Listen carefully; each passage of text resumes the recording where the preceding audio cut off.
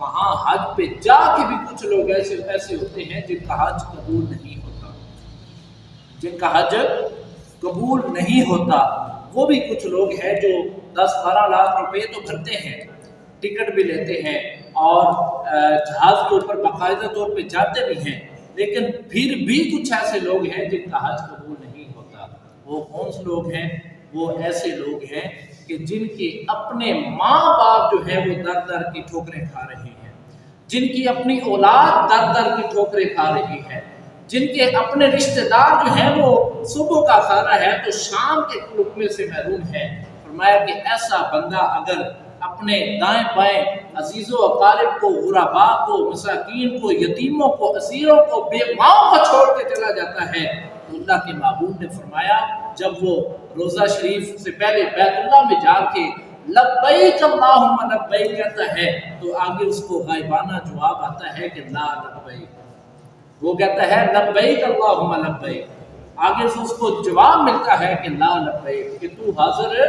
نہیں ہے۔ اس کی وجہ کیا ہے؟ وجہ یہ ہے کہ ہم حاجی کے حلوانے کے لیے حج میں تو چلے جاتے ہیں، لیکن کوئی پتہ نہیں ہے کہ پڑوس میں کیا چل رہا ہے، کوئی پتہ نہیں ہے ماں باپ کس حالت میں ہیں، کوئی علم نہیں ہے کہ ہماری جو بیٹیاں ہیں، ہمارے جو بیٹے ہیں، ہمارے جو عزیز و اقارب ہیں وہ کس حال میں ہیں۔ برادران اسلام، اللہ کے محبوب کا فرمان ملتا ہے کہ جب ایسا بندہ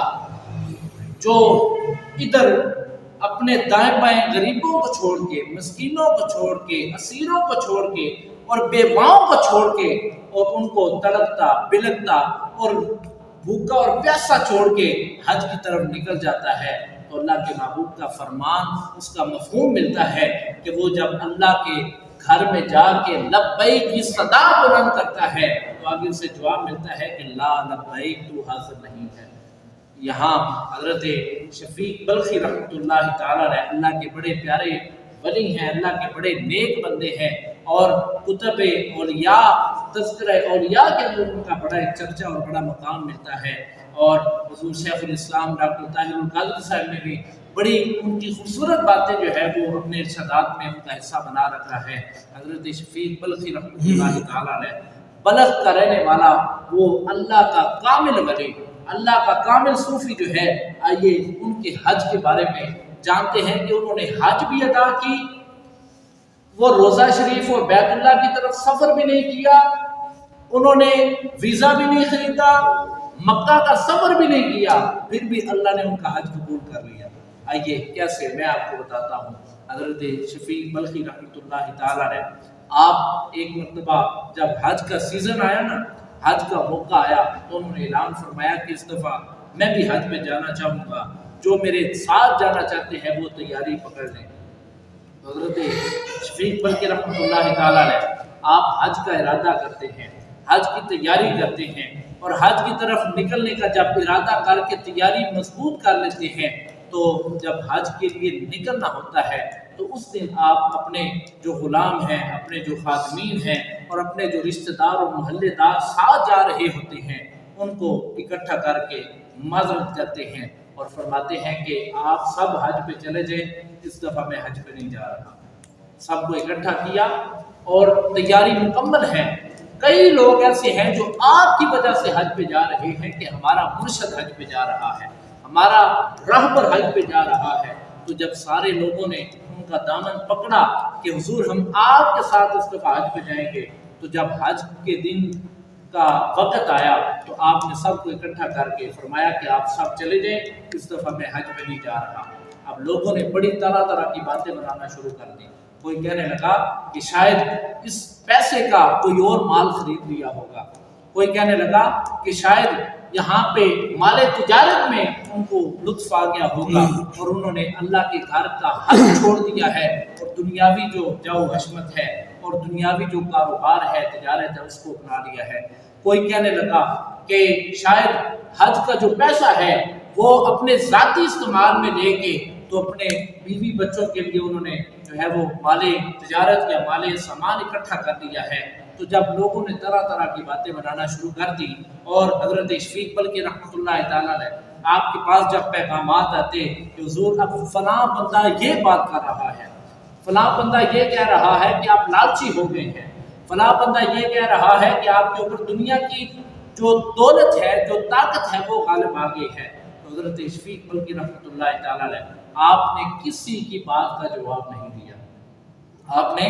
کسی کی بات کا جواب نہیں دیا۔ جب بھی کوئی تانا آتا، کوئی تشریح آتی تو آپ اس کا جواب جو ہے وہ مسکراہٹ کے ساتھ دے دیا کرتے تھے۔ تو پھر کیا ہوا، جب سارے لوگ حج پہ چلے جاتے ہیں تو حج پہ جب سارے چلے جاتے ہیں تو ان میں ایک اللہ کے ولی کامل، اللہ کا ایک اور نیک بندہ بھی ہوتا ہے۔ رات کو وہ خواب دیکھتا ہے، اور خواب میں کیا دیکھتا ہے کہ ملائکہ یعنی اللہ کے جو فرشتے ہیں ان کی ایک مجلس برپا ہے، اور اس کے اندر سوال اور جوابات ہو رہے ہیں، اور وہ فرشتے احتجاج اور صدا بلند کر رہے ہیں اور کہہ رہے ہیں کہ ہم اللہ کی طرف سے آئے ہیں، کسی نے اگر کوئی سوال پوچھنا ہو تو ہم اللہ کی طرف سے اسے جواب دینے کے لیے آئے ہیں۔ تو وہ جو ولی کامل تھے، وہ جو اللہ کا نیک بندہ تھا، اس نے ان ملائکہ سے خواب میں پوچھتے ہیں کہ حضور یہ بتائیں کہ اس دفعہ کتنے لوگوں کا حج قبول ہوا ہے اور کتنے لوگوں کا رد ہوا ہے؟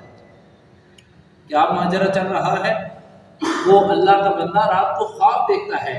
بیت اللہ شریف کے اندر موجود ہے، رات کو خواب دیکھتا ہے، خواب میں ملائکہ کی ایک کچہری جو ہے وہ سجی ہوئی ہے۔ تو وہ اللہ کا بندہ سوال کرتا ہے کہ اے ملائکہ، اے اللہ کے فرشتوں، یہ بتاؤ کہ اس دفعہ حج کتنوں کا قبول ہوا ہے، کتنوں کا رد ہوا ہے؟ اب وہ جو پوچھنے والے اللہ کے ولی تھے نا، ان کے ذہن میں کچھ باتیں چل رہی تھیں۔ اسی قافلے میں کچھ لوگ ایسے بھی تھے جو حرام کے مال سے بھی گئے ہوئے تھے، کچھ لوگ ایسے بھی تھے جو یہاں پہ یتیموں مسکینوں کو چھوڑ کے گئے ہوئے تھے، کچھ لوگ ایسے بھی تھے جو گناہ گار بھی تھے۔ جب انہوں نے سوال کیا تو اللہ کے ملائکہ نے جواب دیا کہ اس دفعہ شفیق بلخی کی وجہ سے اللہ نے سب کا حج قبول فرما دیا ہے۔ اس دفعہ اللہ نے اپنے اس نیک بندے کی وجہ سے سب کا حج قبول کر لیا ہے۔ اب وہ جو اللہ کے نیک بندے پوچھنے والے تھے، ملائکہ سے سوال کرنے والے تھے، وہ وہاں سے اٹھتے ہیں اور اٹھ کے تلاش کرنے لگ جاتے ہیں، اور یہ گمان کرنے لگتے ہیں کہ ہو سکتا ہے ہمیں تو یہ کہا ہو کہ میں نے حج پہ نہیں جانا، اور شاید وہ چپکے سے ہمارے ساتھ آ چکے ہوں۔ تو وہ جب سارا تلاش کیا، پتہ کروایا، تو یہی معلوم ہوا کہ حضرت شفیق بلخی اس دفعہ حج پہ نہیں آئے۔ تو وہ جو اللہ کا بندہ تھا وہ بڑے حیرانی کے عالم میں ہے، تعجب کے عالم میں ہے، اور جیسے تیسے حج کے جو ایام ہیں وہ پورے ہوتے ہیں، اور جب واپس آتے ہیں تو واپس آتے ہی پہلے وہ حضرت شفیق بلخی رحمۃ اللہ تعالی علیہ ان کی بارگاہ میں حاضر ہوتے ہیں، اور حاضر ہو کے پوچھتے ہیں حضور بڑا عجیب معاملہ ہے، بڑا عجیب قصہ ہے، بڑا عجیب ماجرا ہے، آپ حج پہ بھی نہیں جا رہے ہیں اور ملائکہ کی طرف سے آپ کی حج مقبولیت کے میسج بھی آ رہے ہیں، آپ اللہ رب العزت کی بارگاہ میں مقبول بھی ہیں، آپ کے حج کے چرچے بھی ہیں، اور آپ کی وجہ سے ہمارے حج بھی اللہ نے قبول کیے ہیں۔ حضور ماجرا کیا ہے، معاملہ کیا ہے، قصہ کیا ہے، آپ ہمیں بتلائیے، اصلیت کیا ہے؟ حضرت شفیق بلخی رحمۃ اللہ تعالیٰ علیہ آپ فرماتے ہیں بات تو بڑے راز کی ہے، بات تو بڑے راز کی ہے، اور یہ اللہ کا اور میرا اپنا معاملہ ہے، لیکن میں تمہیں بتا دیتا ہوں تاکہ اللہ کا کوئی اور نیک بندہ بھی یہ عمل کر لے۔ تو وہ اللہ کے بڑی کے حضور بتلائیے کیا ماجرا ہے، کیا معاملہ ہے، کیا وجہ ہے کہ آپ حج پہ بھی نہیں جا رہے اور اللہ نے آپ کی وجہ سے آپ کا بھی اور ہمارا بھی حج قبول کر لیا ہے؟ اب وہ حضرت شفیق بلخی رحمۃ اللہ تعالیٰ علیہ آپ وجہ اور قصہ بیان کرتے ہیں اور فرماتے ہیں کہ بات یہ ہے کہ جس دن میں نے حج پہ جانا تھا، میں گھر سے سامان لے کے نکلا تھا، میں نے ذاترہ اکٹھا کر کے اپنا رخت صبر باندھا تھا، لیکن میں رستے میں کیا دیکھتا ہوں، ایک بوڑھی ماں آ رہی ہے، اس کے ساتھ 3 بچے ہیں چھوٹے چھوٹے جو بھوک اور پیاس سے تڑپ رہے ہیں، بلک رہے ہیں۔ تو فرماتے ہیں اس کے ہاتھ میں نے دیکھا ایک مردار ہے، ایک حرام، ایک مرا ہوا جانور ہے، اور وہ اس کو پکڑ کے کہیں لے کے جا رہی ہے۔ فرماتے ہیں میں نے اس سے پوچھا تھا، اے بڑھیا یہ کیا ہے تیرے ہاتھ میں، اور یہ تو کدھر لے کے جا رہی ہے، اور یہ تیرے ساتھ جو چھوٹے چھوٹے بچے ہیں یہ کون ہیں؟ تو وہ بڑھیا جواب دیتی ہے، اے اللہ کے نیک بندے، میں ایک غریب خاتون ہوں، میرے بچے بھوکے ہیں، پیاسے ہیں، اور پیاس سے تڑپ رہے ہیں، مر رہے ہیں، ہمارے پاس کھانے کا کوئی سامان نہیں ہے، हमारे पास पीने के कोई असबाब नहीं है। आज मैंने ये फैसला किया है कि मेरे बच्चे मेरे लख्त जिगर हैं, इनका रोया जाना मुझसे नहीं देखा जाता। आज मैंने मुर्दार को पकड़ा है और जैसे भी मैं, बेशक ये गुनाह ही क्यों ना हो, मैं इसको पका के आज अपने बच्चों को खिलाऊंगी, ताकि बेशक हराम ही क्यों ना हो, मेरे बच्चे जब खाएंगे उनकी भूख तो मिट जाएगी। तो हज़रत शफीक बल्कि रहमतुल्लाह तआला अलैह फरमाते हैं, मैंने उस बुढ़िया की बात सुनी, मैंने जब उसकी बात सुनी तो मैंने अपना सारा ज़ादे राह,